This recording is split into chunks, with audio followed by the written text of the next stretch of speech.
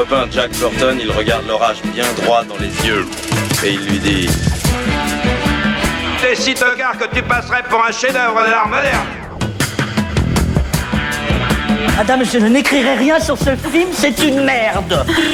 Merde. Ce sont les gars qui se prétendent normaux qui vous déçoivent. Les dingues, ça ne fait jamais peur.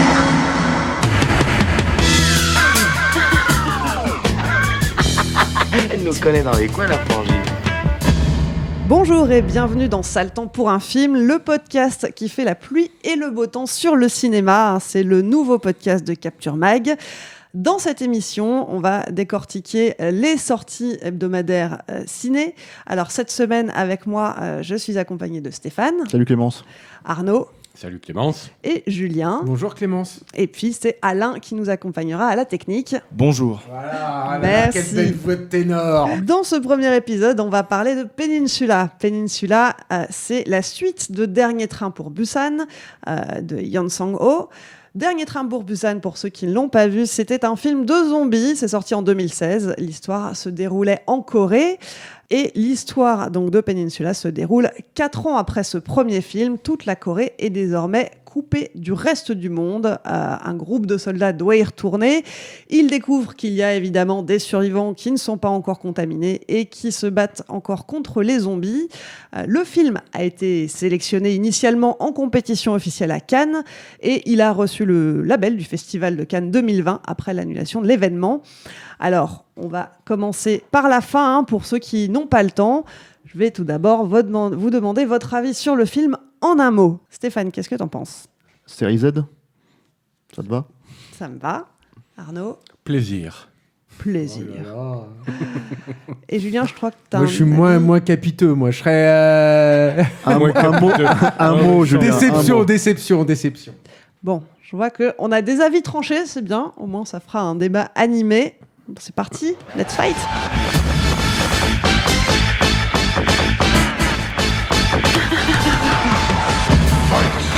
Moi, c'est vrai que j'ai découvert le Dernier train pour Busan à Cannes, qui était le premier film de Yeon Sang-ho que je voyais, quoi. Et ça avait été à Cannes, ça avait fait l'effet un peu d'une mini déflagration. Et c'est vrai que donc j'attendais quand même cette suite qui en est une, mais sans vraiment en être une non plus, Clémence, parce qu'en fait, il n'y a aucun personnage commun aux deux films. Et comme tu le disais, ça se passe 4 ans après les faits, et on retourne dans la ville, quoi, qui est coupée du reste du monde et où les zombies font la loi, quoi, désormais. Mais c'est vrai qu'il n'y a aucun lien, aucun personnage, aucun point d'intrigue qui est partagé avec Dernier train pour Busan. Donc c'est une sorte... Moi déjà j'aimais bien ce concept-là, c'est-à-dire de développer l'univers, mais sans forcément en faire une suite directe. Et après c'est vrai qu'alors on a eu quand même ces derniers mois là, un petit peu peur, parce que c'est vrai que la réception du film, alors notamment au Festival de Deauville par la critique française et par la critique américaine aussi, a été très déceptive, quoi. C'est-à-dire il y a eu beaucoup de gens qui en parlaient, qui disaient que c'était nul, que c'était vraiment que Dernier train pour Busan était un chef-d'œuvre, alors que à côté là vraiment bon, alors moi déjà j'ai souvenir à Cannes en 2016 de pas c'était pas vraiment le même topo. Moi je me rappelle, on était quelques cinéphages à délirer sur Dernier train pour Busan et à trouver que c'était un des meilleurs trucs qui était arrivé à Cannes cette année-là. Mais moi je me rappelle que la plupart de mes collègues ne déliraient pas. Ils parlaient du Xavier Dolan, ils parlaient du dernier Ken Loach. Voilà, c'était ça les polémiques un petit peu entre journalistes étaient sur ces sujets-là et pas du tout sur Dernier train pour Busan. Donc moi ça m'a fait un peu rire d'entendre certains sortir du Festival de Deauville en disant ah non, ce chef-d'œuvre de Dernier train pour Busan, quelle trahison, machin et tout, parce que bon. Mais donc toujours est-il que c'est vrai que c'était un peu quand on aborde Peninsula, on est un petit peu et qu'on a reçu ses avis sur le film, on est un petit peu calmé, on se dit tiens, il doit y avoir vraiment un problème parce que ça a l'air assez unanime. Et alors moi, bon, je sais que je suis un peu tout seul ici, parce que c'est pas forcément le cas de Stéphane et de Julien. Non, mais attends, Mais, Arnaud, t'inquiète pas. On est là. mais non, moi j'ai eu déjà le plaisir de retrouver, c'est pour ça que je veux parler de plaisir, j'ai eu déjà le plaisir de retrouver le style du réalisateur. Je trouve que on voit que c'est le même, clairement le même cinéaste qui a fait Dernier Train pour Busan. Et là, je parle vraiment de manière un petit peu de panacher déjà les gens, c'est-à-dire de mettre de l'action, de l'émotion, de l'horreur, un petit peu d'humour aussi, même s'il y en a un peu moins que dans Dernier Train pour Busan. Je trouvais que c'était vrai que le panachage dans Busan était vraiment impeccable. Là, il y a peut-être, par exemple, un petit peu moins d'humour, mais il y a des vrais personnages hauts en couleur. Par exemple, il y a un personnage de gamine de 12 ans qui connaît les rues de la ville par cœur et qui se déplace en 4x4 quoi, et qui conduit mais comme une tarée quoi. Il y a un petit côté Fast and Furious. Ouais, bah alors moi c'est pas la référence forcément quoi, mais je trouve l'idée de base de mettre une gamine de 12 ans dans ce type. Au début c'est surprenant en fait quand on la voit débouler, qu'on la voit se démerder comme ça dans les rues en pleine nuit à faire des têtes à queue, des dérapages contrôlés, des trucs comme ça. Et donc voilà, ouais non, il y a des personnages assez hauts en couleur. Il y a aussi c'est quand même le cinéma de Yang Sang-ho, c'est quand même un cinéma qui est bourré d'idées. Souvent, c'est quelqu'un qui est nourri un petit peu par son passé dans l'animation hein, et qui essaie de faire des trucs un peu surprenants et auxquels on n'a pas forcément l'habitude dans le cadre d'un film en prise de vue réelle. Et puis ouais, des idées. Je sais que moi, il y a par exemple, je veux pas dévoiler le truc, mais c'est quelqu'un qui manie les relances, les payoffs avec un côté assez jouissif quoi. Mais par exemple, il y a une idée au début du film qui a une vraie idée d'ambiance horrifique. Avec la manière dont il révèle la présence de zombies dans un endroit un peu anormal quoi. Je vais pas en dire plus parce que je veux pas dévoiler le truc au spectateur. Et ce truc, quand il est repris plus loin dans l'intrigue, c'est vraiment... Moi, j'ai eu un vrai plaisir de spectateur à voir ça, comment c'était repris, et d'autant plus qu'il l'avait bien caché à la base, parce que c'était pas juste un élément qu'il avait placé comme ça en amorce. Il avait fait une vraie scène avec, comme je le disais, d'ambiance horrifique et d'idées où on se dit « Ah putain, qu'est-ce que c'est que ça ?» Et voilà... Non, moi, globalement, c'est ça. Voilà, j'ai retrouvé cette narration qui me procure, moi, personnellement, beaucoup de plaisir. Après, c'est vrai que, bon, ben voilà, il y a quand même quelques défauts. C'est moins puissant que Busan, parce que aussi, il y a quand même un des défauts du film. C'est un petit peu du porn CGI, quoi. C'est-à-dire, on a beaucoup d'effets en images de synthèse. Alors là aussi, c'est peut-être il a à la fois les défauts et les qualités de son passif, quoi. C'est vrai que c'était pas le cas dans le premier. Il y avait il y en avait beaucoup d'images de synthèse dans le 1. Mais c'était quand utilisé complètement différemment. Voilà, là le truc c'est je pense que là il y a une ambition de faire un film hybride en fait. C'est-à-dire on se retrouve avec des poursuites en bagnole où toutes les bagnoles sont en CGI, tu vois. Et alors effectivement comme c'est pas ILM ou Veta qui est derrière les manettes, c'est pas du CGI de première catégorie. Bon, après, moi, c'est pas forcément un problème pour ça. Je veux dire, on a déjà été habitué quand on aime le cinéma asiatique, quand on aime Stephen Chow, quand on aime Soyark, à avoir des effets comme ça, des effets spéciaux pas très aboutis. Si la narration sert quand même le projet quoi, du réalisateur, moi, j'ai toujours tendance à trouver que ça passe. Mais là, c'est vrai qu'il y a quand même un surplus et un côté un peu brut qui peut, au bout d'un moment, un peu rebuter. En même temps, le contexte narratif n'est pas le même non plus, parce que le premier, ça se passe dans un train, donc ça pose quand même un cadre bien délimité. Il y avait unité de temps, unité de lieu, unité d'action, les enjeux sont resserrés. Ouais, tout à fait. Ouais, alors vrai, que là, on a un terrain de jeu qui est vachement plus vaste, mais en même temps... Ouais, non, c'est vrai, c'est à l'échelle d'une ville, Et à l'intérieur de ça, en plus, bon, c'est le réal, quoi. Il s'autorise des scènes qui sont presque des mini-univers à l'intérieur de l'univers, quoi, global. Je pense à l'arène, par exemple, où il y a une arène avec des êtres humains qui sont livrés en pâture à des zombies, notamment un monstre là, assez dégoûtant.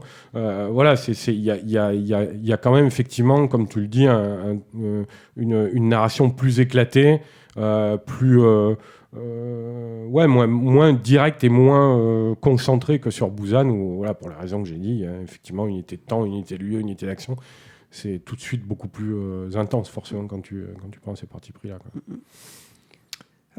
Je prends la parole, Clémence. Tu me regardes, Julien. les gens ne voient pas, mais elle me regarde. Donc je pense que je prends la parole. Alors je prends la parole. Je suis, en fait, peut-être à son grand étonnement, mais je suis assez d'accord avec Arnaud sur les points de détail. Moi, je vais pas. Je suis étonné. Je vais pas jeter en bloc le film, mais c'est vrai qu'il y a des points de détail sur lesquels qu'il a évoqués, sur lesquels je suis plutôt d'accord. Après, moi, je n'aime pas le film et je l'aime pas, et c'est pour moi une énorme déception parce que je voyais un parcours en fait chez ce réalisateur. Moi, je crois que je suis le seul ici à avoir vu tous ces films, en fait, même ses courts-métrages et tous ces films animés auparavant. Donc, et pour moi, qui sont des très grands films, qui ne sont pas connus, mais qui sont des très grands films. The Fake ou King of Pigs, c'est des films qui m'ont marqué profondément et qui, à mon sens, sont totalement uniques et démontrent, en fait, que tu as une voix là qui a nul autre pareil. On peut préciser qu'ils existent en France et qu'on peut les voir. Alors justement, oui, c'est ce que j'allais dire. Ce sont des films qui ont été exploités, notamment grâce à nos camarades de chez Spectrum Film. Mais il y avait aussi parce que tu as dit que c'était une suite à Dernier Train pour Busan, Peninsula. Mais en fait, c'est la fin, quelque part, aussi d'une trilogie, puisqu'il avait aussi réalisé une espèce de préquel en animation aussi, qui était Seoul Station. Alors après... ça n'avait pas la tenue, c'était un petit budget, etc. Mais c'était quand même... Qui est en bonus sur c'est en bonus, le Blu-ray de Dernier Train exactement, pour Busan. Mais c'est quand même un complément, et ça, étend l'univers, parce que ce qui était intéressant dans Seoul Station, c'est que ça part du même principe que Peninsula, c'est-à-dire que tu es dans le même contexte, dans le même univers, mais tu n'as pas les mêmes personnages. Donc, il y a une volonté là de créer son monde, en fait. Ses films-mondes, sa saga. Et c'est là, en fait, où le bas blesse. Alors, je vais expliquer, c'est qu'il y a deux trucs. C'est que moi, ce que j'attends quand il y a une voix comme celle-ci qui sort dans le paysage cinématographique, c'est qu'elle se déploie et qu'elle s'assume. Et moi, j'attendais que ça, en fait. C'est-à-dire que le gars commence avec ses petits films d'animation qu'il a quasiment conçus tout seul, qui sont des tout petits budgets. Hein. C'est assez déstabilisant. Si vous êtes habitué à une certaine animation, il va falloir voir certaines de vos attentes sur l'anime à la baisse si vous regardez King of Pigs et The Fake, parce que c'est pas aussi beau, c'est pas aussi fluide, etc. Mais bon, il arrive à créer son truc, et puis il arrive à avancer, en fait, à progresser dans l'industrie, du coup à faire progresser son œuvre avec elle. Et à ce titre, Dernier Train pour Busan, c'était quasiment un pas de géant, j'ai envie de dire. C'est-à-dire que le gars arrivait quand même, moi je trouve, à rester relativement cohérent avec ses films d'animation, même s'il perdait une grosse part de la noirceur, de la misanthropie, et puis aussi du côté iconoclaste, en fait, de ses précédents films. C'est quand même des films qui ont un pet au casque, quoi, vraiment, littéralement. Alors que Dernier Train pour Busan est un film beaucoup plus tenu, finalement. Ça, tu peux dire que c'est une espèce de blockbuster horrifique. Enfin, moi, je pense que ça ne choquera personne si tu le qualifies comme ça, avec toute l'affection que je porte au blockbuster, évidemment. Et du coup, en fait, après ça, tu te dis, bon, alors, quelle va être l'étape supplémentaire, surtout que tu sais que ça a eu un énorme succès, non seulement en Corée, mais aussi partout dans le monde, hein, basiquement, Un Dernier Train pour Busan. Il avait fait, entre les deux, un film qui n'a été distribué chez nous que sur Netflix, malheureusement, qui s'appelle Psychokinésis, je crois, hein, ouais, c'est ça le titre français, qui est, pour moi, c'était pas un faux pas, mais c'était un coup pour eux. C'était, voilà, j'ai réussi ça avec Dernier Train pour Busan, c'était un calcul, moi je l'ai pris comme ça.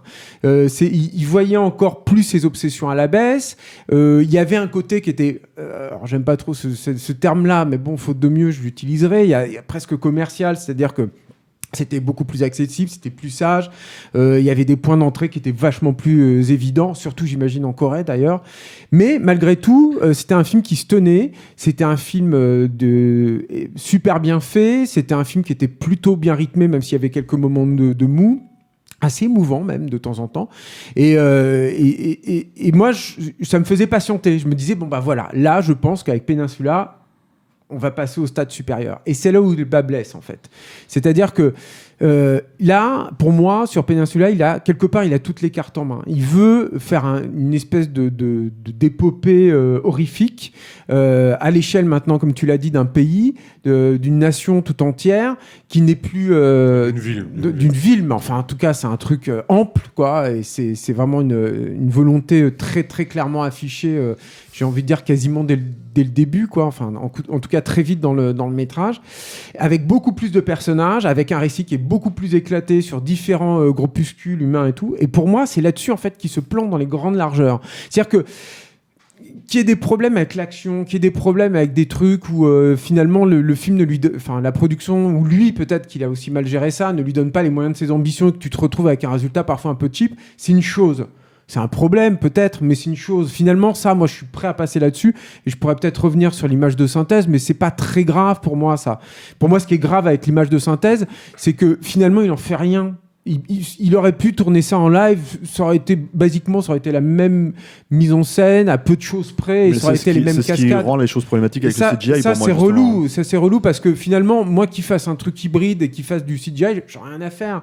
Mais qu'il l'assume et qu'il fasse un truc délirant. Alors, dans la poursuite finale, il y a quand même des trucs qui il y a trois trucs qui auraient été plus complexes, voire même impossibles à faire en live. Le problème, si tu veux, c'est que je me suis quand même posé la question à plusieurs reprises de me dire, mais en fait, je pense qu'il a fait ça parce qu'il n'avait pas le temps, ou pas les moyens, ou pas la volonté en fait de le faire en live. Mais ça s'arrête là. Et à partir du moment où tu fais un truc en CGI et que tout est permis, surtout avec ce concept-là qu'il a avec les zombies, tu peux très clairement aller bien au-delà de là. Ou alors, ça veut dire qu'il a eu une panne d'inspiration sur ces séquences-là, et ça, c'est aussi très problématique, quoi.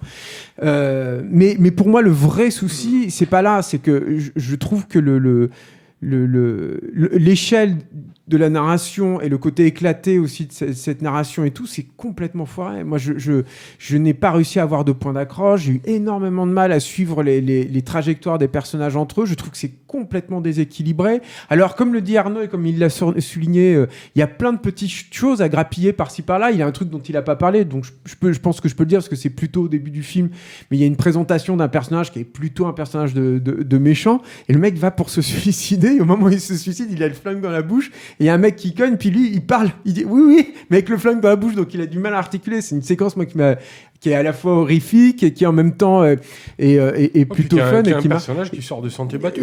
Qui est assez étonnant, c'est vrai. C'est clairement le grand antagoniste du film, quoi. Ouais, même si au début, on croit plutôt que ça va être un de ses hommes de main, tu vois. Mais ils se partagent la vedette, on va dire. Mais c'est une caractérisation comme t'en vois pas forcément dans des blockbusters comme ça. Quoi. Et ça marche plutôt pas mal, quoi. Mais dans l'ensemble, j'en suis sorti avec beaucoup de frustration parce qu'encore une fois, je trouve que le film n'arrive pas du tout à se donner les moyens de ses ambitions. Et encore une fois, ce n'est pas une question de budget, ce n'est pas une question même pour moi de technologie, mais j'ai l'impression que Stéphane, c'est autre chose puisqu'il parle de série Z. C'est vraiment une question de mise en scène, de mise en place et de narration. Ouais, et au-delà de la narration, est-ce qu'il n'y a pas aussi la question des enjeux sociaux ? Parce que dans le premier film, on est quand même sur en filigrane toute une critique de la société. Alors ça, je suis pas d'accord avec toi là-dessus, Clémence. Justement, pour moi, ça fait partie des points. D'ailleurs, Arnaud aurait pu le rappeler, mais moi, je trouve qu'il y a. Mais c'est en germe, par contre, c'est pas abouti. Ça, c'est vrai, je te rejoins là-dessus. Mais il y a pour moi notamment un truc assez intéressant sur l'immigration, sur les émigrés, la posture des émigrés, et qu'est-ce que c'est de retourner au pays, et qu'est-ce que c'est d'être, étranger, et de ne plus retrouver sa place aussi par là. Il y a un truc, moi, que j'ai vu commencer à naître justement dans les sections Hong Kong au début du film, mais c'est pareil, c'est pas abouti. C'est pas effleuré. Je suis d'accord que c'est mentionné, mais c'est traité beaucoup moins profondément que dans le premier, où là, c'est dans même ses précédents l'axe films, principal. encore une fois, tu vois, dans The Fake et tout, c'est des trucs dans l'appartenance à une communauté, ton rapport à une communauté, à un pays, à un lieu, c'était au cœur, en fait, de son projet. Les Américains aussi, la Je présence comprends pas, américaine là-bas. Quoi. Ouais, mais ça, c'est un peu plus C'est light. Hein.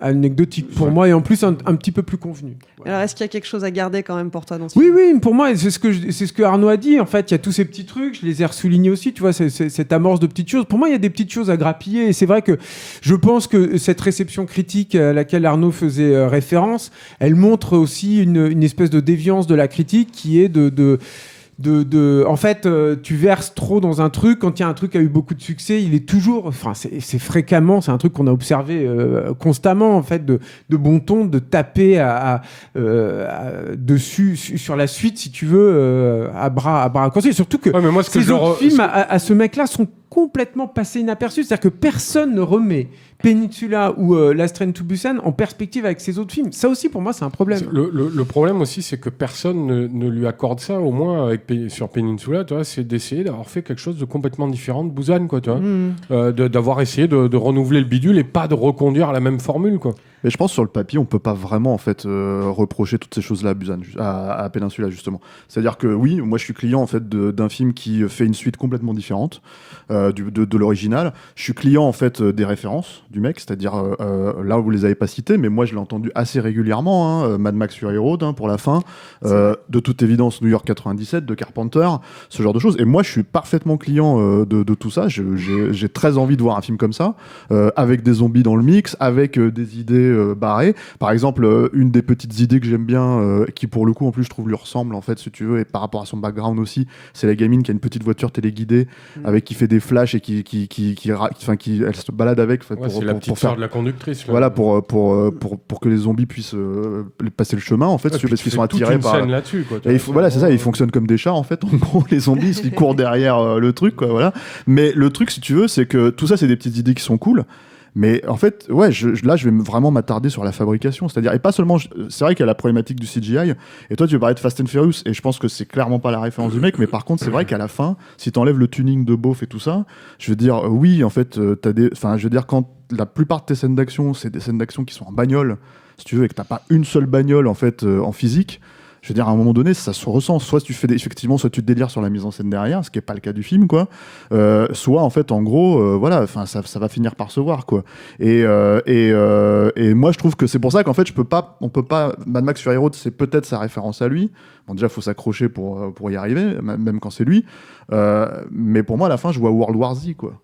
C'est-à-dire que, tu vois, je vois en fait des nuits. Alors encore une fois, c'est vrai que. Il a une façon de traiter le zombie, par exemple, si tu veux, qui est assez intéressante. Il y a, au tout début, moi j'aime bien la scène qui est sur le bateau au début, quoi. Je la trouve plutôt intéressante et plutôt sympa. Ouais, t'as pas tout ça dans World War Z, est-ce que tu peux nous décrire un petit peu la scène En gros, si tu veux, ils essayent de s'échapper. C'est au moment où il y a l'outbreak, enfin l'épidémie qui est en plein, voilà. C'est peu de temps après la fin justement voilà, de Busan. Exactement. Et en gros, si tu veux, ils pensent qu'ils sont tous tranquilles sur le bateau et il y a un zombie. En fait, qui se réveille. Et là, exactement comme dans le train. Voilà. Et dans le réveil, en fait, ce qui est assez marrant, c'est que tu vois que les gens le voient pas. Sauf qu'il y a cette espèce de truc où il fait une espèce de pirouette sur lui-même, qui est vraiment un truc, moi je trouve en fait, qui est très intéressant chez lui, qui faisait déjà dans le dernier train sur Busan, qui était comment en fait passer de l'animation. Si tu veux, tel comment il aurait pu l'animer, t'as l'impression vraiment qu'il l'aurait animé de cette manière-là, et en fait il le montre comme ça, alors qu'en fait aucun autre réalisateur qui a fait des films de zombies n'a pensé à les filmer comme ça. Et ça c'est assez marrant parce que du coup ça donne une vraie personnalité, je trouve, à ce qu'il essaye de faire. C'est pas tant que la scène en soi elle soit plus en dur et en physique sans numérique, parce que moi j'ai pas de problème avec le numérique en soi en général, hein. C'est juste en fait que là effectivement il a pas les moyens de ses ambitions. Et surtout, en fait, même en termes de mise en scène pure, c'est-à-dire que voilà, le reste de l'utilisation est pas hyper flagrante. Alors que dans cette scène, elle est un petit peu plus travaillée, je trouve déjà. Mais cette scène est plutôt sympa en soi. Il y a pas mal de petites idées comme ça à droite à gauche, mais au final, en fait, on a un espace. C'est même pas le CGI porn ou Overload ou je sais pas quoi. C'est vraiment le truc de perdre, je trouve, le cœur du récit. C'est-à-dire que à un moment donné, il y a et ça, je vais pas spoiler ça, mais en fait, pour moi, le seul truc que j'arrive à peu près à retenir du cœur du récit, c'est au début, voilà, et ça va avoir des répercussions dans l'histoire. L'un des personnages principaux, en fait, décide de pas aider justement dans cette scène une famille. Il se trouve juste que ça, il va les retrouver plus tard, quoi. Et en gros, si tu veux, il te fait tout un cœur émotionnel là-dessus à la fin, 10 minutes en fait qui tire à la ligne comme ça pour un truc qui est hyper pas payant pour le coup, je trouve vraiment émotionnellement. Et c'est ça en fait qui nous avait pas habitué effectivement sur Dernier Train pour Busan, quoi. C'est-à-dire que il arrivait à gérer ces choses-là, ce qu'il ne fait pas là. Ce qui fait que du coup, pour moi, tu te retrouves avec toutes ces grandes références, toutes ces grandes ambitions et une fabrication et puis surtout une manière d'expédier par exemple certaines idées, de tirer à la ligne sur d'autres, et ça fait un film extrêmement déséquilibré. C'est pas un film sur lequel j'ai envie de taper, mais c'est pas un bon film en fait, c'est ça mon problème. C'est-à-dire que j'aurais aimé que ça soit un bon film parce que j'aurais aimé que justement je me dise oui, on peut faire ce genre de film là, on peut avoir ce genre de référence là, les upgrader façon de parler, quoi, mais en tout cas leur redonner une signification aujourd'hui dans le cinéma de genre, et je trouve que ouais, il s'en sort pas vraiment. Moi je trouve que les personnages justement, alors à part ce personnage de méchant dont on a parlé, qu'il y a un truc sympa avec lui à la fin, quoi, pareil on va pas spoiler mais c'est plutôt bien vu. Le reste des méchants, ils sont assez ridicules. C'est un personnage de méchant atypique, tout simplement. C'est un lâche, mais qui a une capacité de nuisance effective dans le film, quoi, tu vois, quoi. Après, moi, juste sur ce que tu disais, Steph, autant je trouve qu'effectivement le final est moins réussi et beaucoup moins fort émotionnellement que celui de Busan.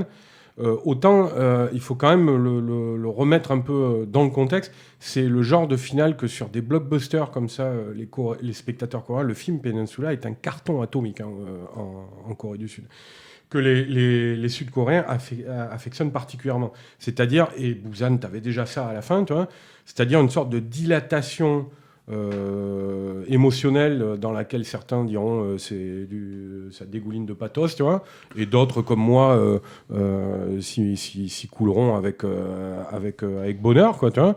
En tout cas, ils trouveront leur compte, quoi. Mais c'est vrai que ce truc-là, et encore une fois, même s'il est moins puissant que celui de Busan, c'est une sorte de figure imposée, un peu, quoi, tu vois, c'est-à-dire le grand final émotionnel. Moi, je voyais un petit peu dans la salle, moi je l'ai vu en salle, avec des spectateurs français, non ? Et je voyais que ça ricanait pas mal.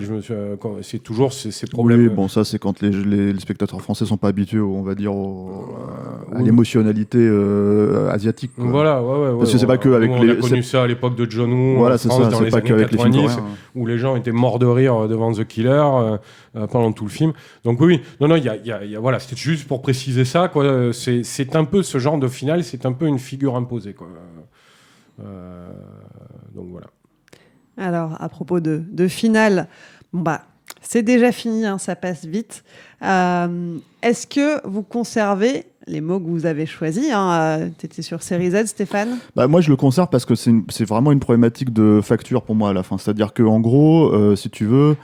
alors c'est pas ce que j'attendais automatiquement du film, mais quand je parlais de l'idée de revenir, on va dire, à des films comme New York 97 ou ce genre de choses, effectivement je m'attendais pas à avoir une facture à la Fast and Furious, tu vois, ou même, j'ai envie de dire, même pour aller encore un peu plus loin, enfin Fast and Furious c'est assez méchant on parle vraiment des poursuites en bagnole, mais Highlander 2, tu vois, ou ce genre de truc où il n'y a pas pour moi un ciel qui est naturel dans le film, et je comprends la logique de ce que voulait faire le réalisateur dont on parle Julien, l'idée de cinéma hybride, et c'est très ambitieux, mais là pour le coup il a tellement pas les moyens, en fait, en tout cas je sais pas s'il se les a donnés, jusqu'à quel point il pêche aussi par ambition, mais au final oui, j'ai l'impression de voir un film assez cheap et assez mal foutu, quoi.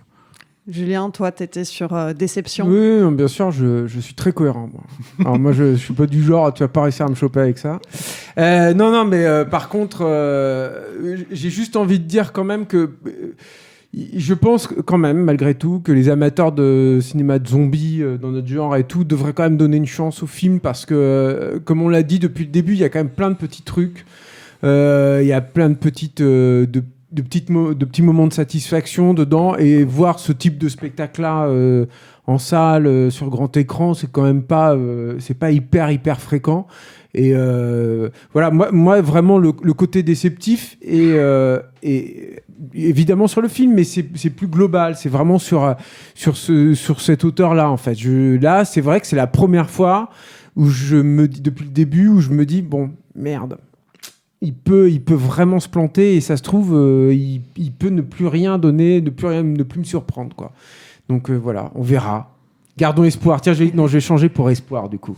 Très bien, gardons espoir. Et toi, Arnaud ? Bah écoute, moi je dois dire que je change de mot à l'issue de ce podcast et je prends déception et série Z. Je veux dire revirement 360 degrés. Ou 180, non, parce que 360, ouais, je reviens où j'en étais. Donc je fais ça, en fait, je reviens et je maintiens le plaisir. De toute façon, plaisir, c'est un terme de ressenti pur à la vision du film, donc je ne vais pas le remettre en cause. Ça, ce plaisir-là, il a été effectif. Après, ouais, non, effectivement, ce que disait Julien, je pense que c'est un film qui va être distribué un petit peu en France comme Dernier train pour Busan, c'est-à-dire il va y avoir au moins dans les 200 copies. Avec une bonne partie de VF, c'est-à-dire le distributeur. Alors les copies peut-être un peu moins dans le contexte actuel, ouais, c'est vrai. Ouais. Parce que je vois Julien faire les gros yeux. Non, mais c'est vrai qu'on ne sera pas dans la même catégorie que Busan. Je fais des très belles grimaces, c'est dommage que ce soit pas très expressif. Mais l'idée c'est ça en tout cas, et il va y avoir des copies VF. Donc, ils l'ont acheté cher, hein. Ouais, je crois qu'ils en attendent beaucoup, quoi. Bah, ça a été un gros succès en France, Busan. Donc, moi, j'engage vraiment les gens à aller le voir, parce que si vous voulez continuer à voir des films coréens, notamment, ou asiatiques, de manière générale, distribués en France de manière satisfaisante, allez voir Peninsula. Je pense pas que c'est un film... Moi, même si j'ai bien conscience que tu ne résumes pas le film à ça, mais parler de Fast and Furious ou de World War Z, qui sont pour moi des blockbusters de merde, tu vois, des trucs dégénérés. Je parle vraiment de points spécifiques. Hein. Ouais, mais c'est pour ça que je le précise. Non, mais j'ai bien compris, c'est un point spécifique, mais je voudrais pas que les auditeurs restent là-dessus. Non, c'est pas le ton vis-à-vis du genre. Voilà, c'est pas le ton des films. C'est pas le ton des films. Voilà, vous aurez de quoi manger quand même en allant le voir. Vous y trouverez votre compte. C'est des blockbusters comme ça. Les États-Unis nous en offrent pas forcément toutes les semaines à l'heure actuelle. C'est le cas de le dire. Et donc, allez voir Peninsula. Préciser un truc, apparemment, il y a aussi une expérience supplémentaire en salle, c'est qu'apparemment, c'est en 4DX, il a été pensé en 4DX, le film. Ça c'est important, c'est vrai que j'aurais bien aimé moi le voir en 4DX, et c'est un point important, je suis désolé, après on arrête tout de suite, mais non, pourquoi ? Parce que la 4DX, ça vient de Corée du Sud, et c'est conçu en Corée du Sud. Or, en général, qu'est-ce qui se passe pour la 4DX ? Le 4DX, vous savez, c'est ces salles avec les sièges qui bougent, et puis tu te prends des petits jets d'eau dans la tête, il y a des effets stroboscopiques. On est dans l'immersion. Ça peut être cool, quoi, quand c'est bien fait. Et donc, c'est la Corée du Sud. En général, les mecs le font en autarcie. C'est-à-dire, il y a pas c'est très rare, en fait, que les cinéastes s'impliquent là-dedans. Là, j'imagine, je ne le sais pas, je n'ai pas l'info, mais j'imagine que lui, étant coréen, sud-coréen, il est possible qu'il ait été impliqué dans la conception du 4DX, auquel cas, ce serait probablement une expérience à tenter. Moi, dès que je rentre à Nice, je vais retourner le revoir au Pâté Lingostière, parce qu'il est projeté avant en 4DX. Vous avez la chance de voir Ernest Bordeaux. Voilà. C'est un argument. En personne. Merci beaucoup pour vos avis. Merci Clémence. Merci. T'as vu, on t'a presque pas coupé la parole, alors je te coupe quand même un peu la parole à la fin pour le plaisir. Faire chier, quoi. Voilà, t'inquiète pas, je vais terminer, c'est moi qui aurai le mot de la fin, en m'adressant tout d'abord aux auditeurs. Hein. Vous en pensez quoi ? Est-ce que vous êtes d'accord ? Est-ce que vous n'êtes pas d'accord ? Est-ce que ça vous a plu ? Vous pouvez nous donner votre avis sur le répondeur de Capture Mag, c'est sur le Messenger de Capture Mag. Pour suivre les prochains épisodes, rendez-vous sur toutes les plateformes de podcast que vous préférez, Spotify, Deezer, Apple Podcast, etc. Bon, dans le contexte actuel, avec les sorties ciné qui sont parfois repoussées ou annulées, parfois à la dernière minute, on ne vous garantit pas qu'on aura une régularité de l'horloger, mais ce qui est sûr, c'est qu'on reviendra. J'en profite pour dire un grand merci aux auditeurs et aux tipeurs. Ce projet existe grâce à toutes les personnes qui contribuent sur le Tipeee de Capture Mag.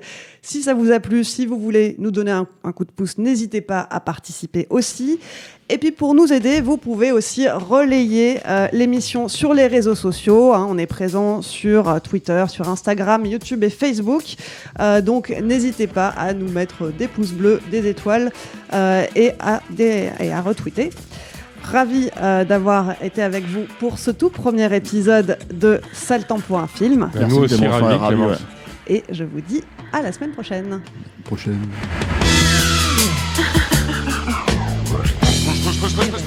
Restez pas là,